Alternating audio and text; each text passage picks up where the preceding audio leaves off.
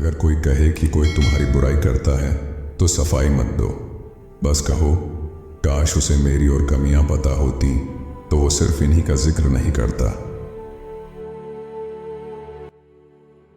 मुझे छोटा लेकिन गरिमामय जीवन दो, न कि लंबा और महत्वहीन जीवन। अगर तुम दूसरों को खुश करने के लिए काम कर रहे हो या इस भय से कोई काम टाल रहे हो कि वे क्या सोचेंगे, तो तुम सही रास्ते से भटक चुके हो। कोई महान चीज अचानक नहीं बनती। जैसे अंजीर का पेड़, पहले फूल आता है, फिर फल और फिर वह पकता है।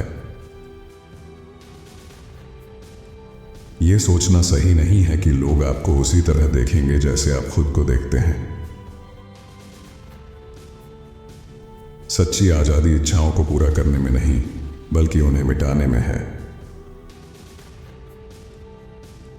मुश्किलें ही असल में इंसान को दिखाती हैं कि वो क्या है। जो व्यक्ति स्वयं पर हंसता है, उसके पास हंसने के लिए कभी चीजों की कमी नहीं होती।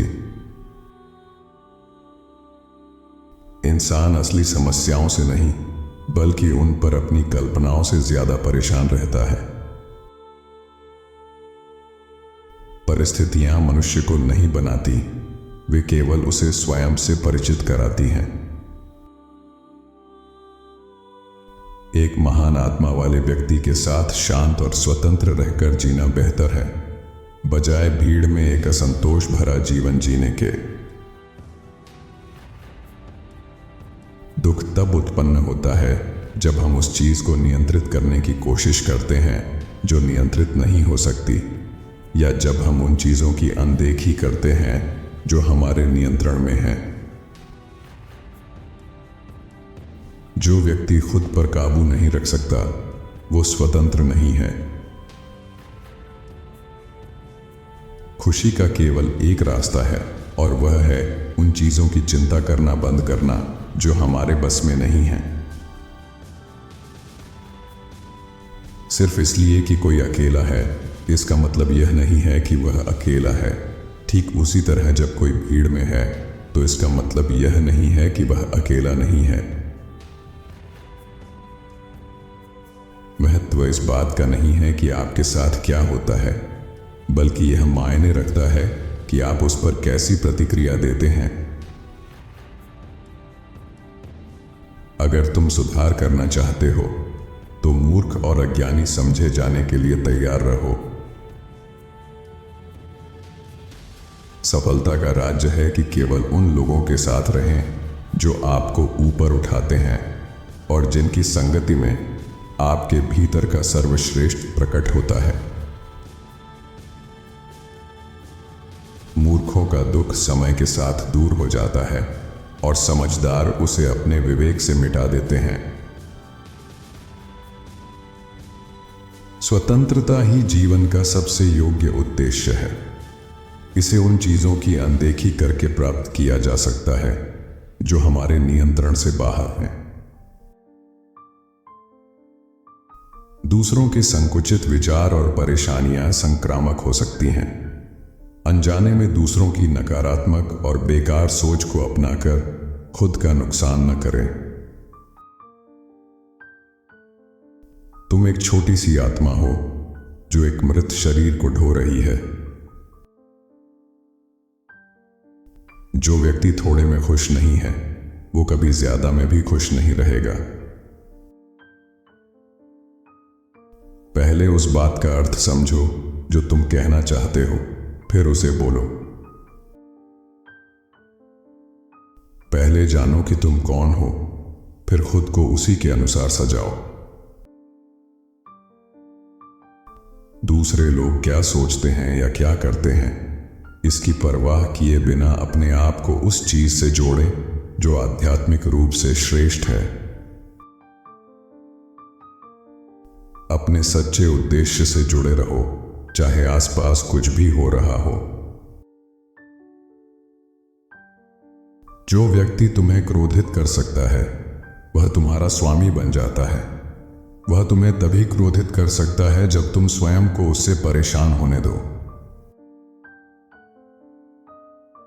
यदि तुम्हारे बारे में कुछ बुरा कहा जाए और वह सच हो तो खुद को सुधारो, यदि वह झूठ हो तो हंसकर टाल दो। छोटी सोच वाले दूसरों को दोष देते हैं, साधारण लोग खुद को दोष देते हैं। समझदार लोग दोष देने को मूर्खता मानते हैं। घटनाएं तुम्हारी इच्छा के अनुसार हों, इसकी कामना मत करो, बल्कि उनकी उसी प्रकार होने की कामना करो जैसी वे होती हैं, और सब ठीक रहेगा। चाहे कुछ भी हो जाए, उसे अपने फायदे में बदलना मेरे हाथ में है। धनवान कौन है? वही जो संतुष्ट है। हमारे पास सिर्फ घटनाओं के प्रति अपना नजरिया बदलने की ताकत है, घटनाओं को नहीं। कोई भी चीज खुद में भयानक नहीं होती, यहां तक कि मौत भी बस डरने से ही भयानक लगती है। हमें उन अनेक लोगों पर विश्वास नहीं करना चाहिए जो कहते हैं कि केवल स्वतंत्र लोगों को ही शिक्षित किया जाना चाहिए, बल्कि हमें उन दार्शनिकों पर विश्वास करना चाहिए जो कहते हैं कि केवल शिक्षित लोग ही स्वतंत्र हैं। आजादी का अर्थ क्या है? केवल उस तरीके से जीने का अधिकार जैसा हम चाहें। जब कोई आपकी मदद करे या आपको रोके, तारीफ करे या आलोचना, याद रखें कि वे आपको अपने ही नजरिए से देख रहे हैं। अगर कोई गलत सोच के साथ कुछ कहता या करता है तो वो खुद का नुकसान कर रहा है, आपका नहीं। भोज में याद रखें कि आप दो मेहमानों का सत्कार करते हैं, शरीर और आत्मा, और जो कुछ भी आपने शरीर को दिया है उसे आप जल्द ही बाहर निकाल देते हो, लेकिन तुमने आत्मा को जो दिया होगा उसे तुम हमेशा अपने पास रखते हो।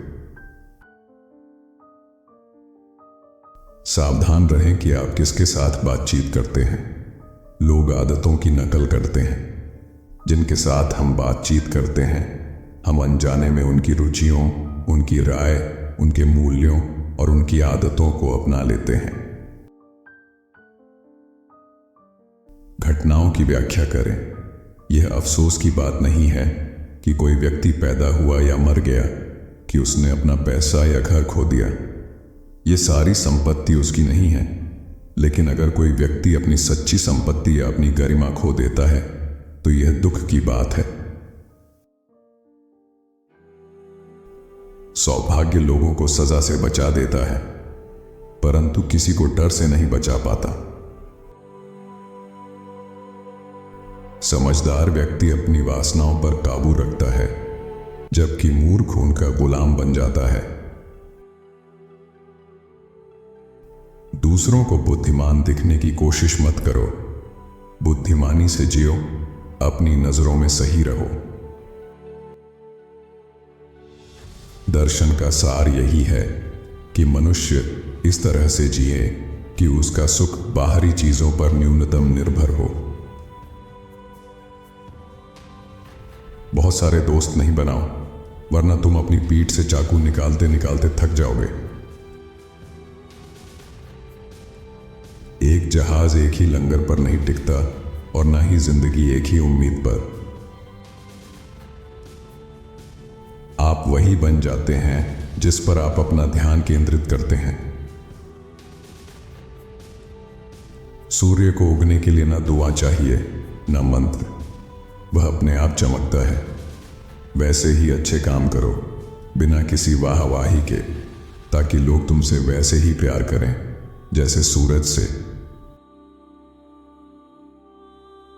लोग अपनी गलतियों का दूसरों पर दोष मढ़कर खुश होते हैं, जबकि दर्शन सिखाता है कि बिना सोचे समझे एक उंगली भी किसी की तरफ नहीं उठानी चाहिए। जो तुम अपने लिए नहीं चाहते वह दूसरों के लिए भी मत चाहो। अगर गुलामी पसंद नहीं तो किसी और को भी गुलाम न बनाओ। ईर्ष्या खुश इंसान की सबसे बड़ी दुश्मन है। बाहरी चीजों पर अधिक ध्यान देने से हम अपनी आंतरिक शक्ति को कमजोर कर लेते हैं। एपिक्टेटस एक प्रख्यात ग्रीक स्टोइक दार्शनिक थे जो लगभग 55 से 135 ईस्वी के बीच जीवित रहे। उनका जन्म ग्रीस में हुआ था और वे एक गुलाम के रूप में पले बढ़े।